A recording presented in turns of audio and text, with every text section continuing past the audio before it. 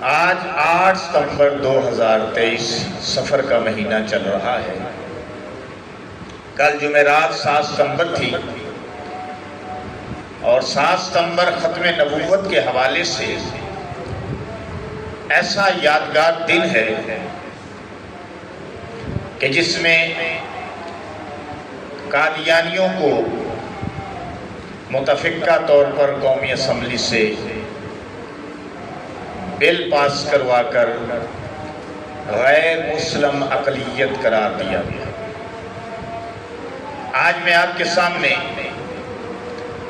چند تمہیدی کلمات کے بعد وہ پوری ہسٹری، پوری تاریخ رکھوں گا کہ کس طرح 7 ستمبر 1974 کو قومی اسمبلی سے قادیانیوں کو غیر مسلم اقلیت قرار دلوایا گیا۔ اللہ تعالیٰ پر ایمان لانے کے بعد حضرت محمد صلی اللہ علیہ وسلم پر ایمان لانا یعنی آپ کو آخری نبی اور آخری رسول ماننا ضروری ہے۔ آپ کے بعد کوئی نبی نہیں آ سکتا، کوئی نیا نبی پیدا نہیں ہو سکتا، آپ ہی آخری نبی ہیں۔ اسلام میں عقیدہ ختم نبوت بنیادی اور اساسی حیثیت رکھتا ہے۔ جو شخص اس عقیدے کو نہیں مانتا وہ قطعاً مسلمان کہلانے کے قابل نہیں، وہ قطعاً مسلمان کہلانے کا حقدار نہیں۔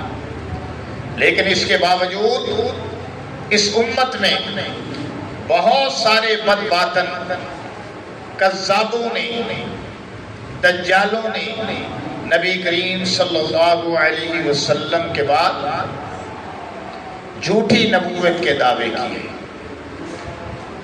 لیکن پھر اس پر افسوس در افسوس یہ کہ بدبختوں نے تو جھوٹی نبوت کے دعوے کیے، لیکن ان سے بھی گئے گزرے وہ لوگ کہ جنہوں نے عقل کے ماروں نے ان کے دعووں کو مانا اور ان کی پیروی کی۔ تو سامعین محترم، ان تمہیدی کلمات کے بعد میں باقاعدہ آپ کے سامنے ایک ہسٹری مختصر انداز کے ساتھ رکھنا چاہتا ہوں کہ آپ کو معلوم ہو سکے کہ 7 ستمبر 1974 کو جو قادیانیوں کو غیر مسلم قرار دیا گیا تھا تو اس کا پس منظر کیا تھا۔ بر صغیر میں مرزا غلام احمد قادیانی نے، جو کہ کذاب بھی تھا، دجال بھی تھا، نبوت کا جھوٹا دعویٰ کیا اور کچھ لوگ اس کے پیروکار بن گئے۔ آپ نے پوری توجہ رکھنی ہے، پورا دھیان رکھنا ہے۔ بین الاقوامی کفریہ طاقتوں نے، جن میں بالخصوص برطانیہ اور دیگر دوسرے کئی یورپی ممالک نے ان کی مالی مدد کی، اس عہدے کو پروان چڑھایا، مالی طور پر اسے مضبوط بنایا اور لوگوں کو لالچ اور دھوس اور دھمکی اور ورگلا کر ارتدادی مہم کو آگے بڑھایا۔ وقت گزرنے کے ساتھ ساتھ قادیانیوں کی سازشیں، خباثتیں ظاہر ہونا شروع ہو گئی۔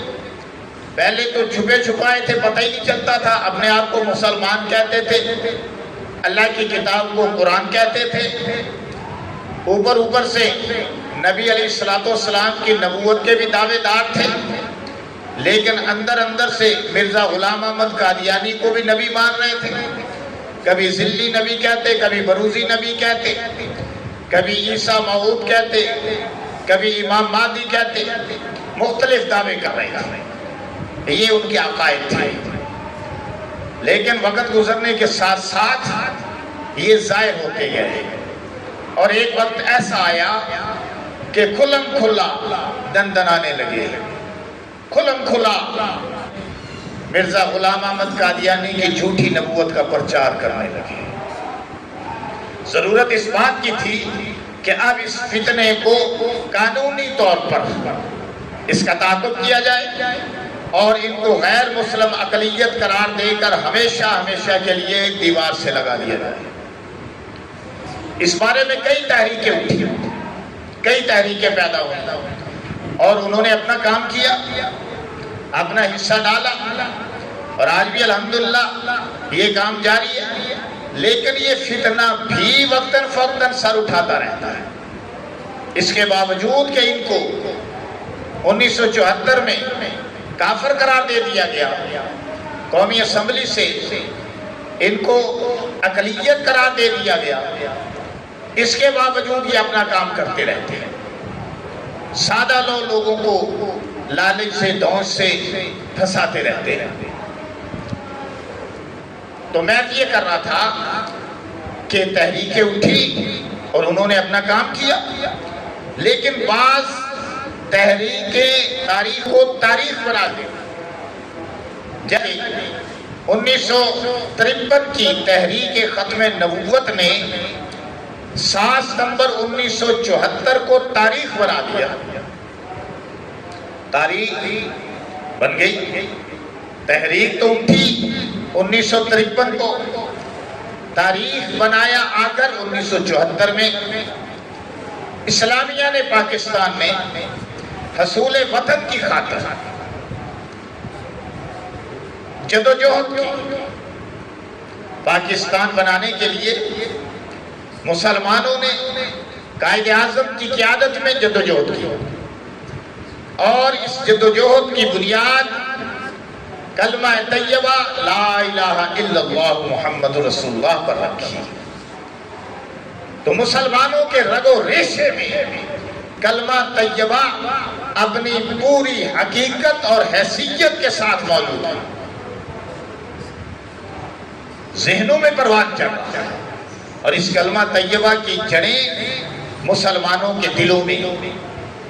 بھلا یہ کیسے ممکن ہے کہ کوئی اس کلمے کے الفاظ اور معانی میں رد و بدل کر سکے؟ ایک مسلمان تو اس کو برداشت نہیں کر سکتا۔ یہاں کے عوام کرپشن کو تو برداشت کر سکتے ہیں، مہنگائی کو تو برداشت کر سکتے ہیں، بے روزگاری کو تو برداشت کر سکتے ہیں، اقتصادی بحرانوں کو تو سہ سکتے ہیں، سیاستوں کی چالوں کو تو برداشت کر سکتے ہیں، لیکن اسلامی نظریات بالخصوص رسالت اور ختم نبوت جیسے عظیم الشان اور حساس عقیدے پر کبھی کمپرومائز نہیں کر سکتے، اس کو کبھی برداشت نہیں کر سکتے، اس پر کبھی وہ خاموشی اختیار نہیں کر سکتے، اس پر کبھی وہ مداحنت اختیار نہیں کر سکتے۔ اس دعوے کی ایک دلیل 7 ستمبر 1974 کا وہ تاریخ ساز فیصلہ ہے جو عوامی طاقت نے اور جمہوری اور سیاسی زبان سے، عوامی طاقت نے سیاسی اور جمہوری زبان سے صادر کیا۔